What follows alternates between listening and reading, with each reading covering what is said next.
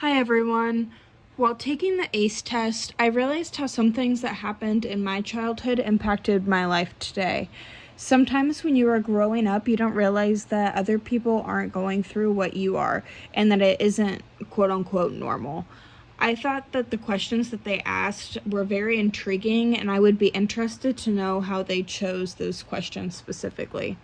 As for my score, I wasn't super surprised by it because I work with a therapist once a week and we talk about how my childhood affects me today.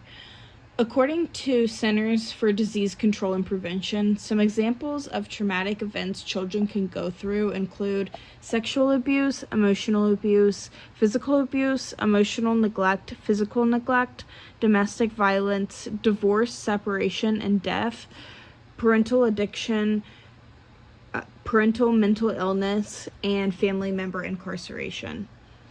It's important to recognize trauma in early childhood because children need resources and support when going through traumatic events.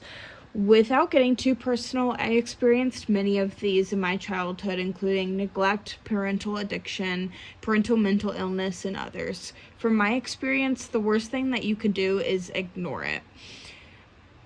Since going through those events, I have tried to recognize these signs of trauma in the children I work with and provide help when I can. If I were working with a child who was experiencing trauma, I would recommend parent support programs, mental illness and substance abuse treatment, home visitation, and intimate partner violence programs, all recommended by the Stop Abuse campaign.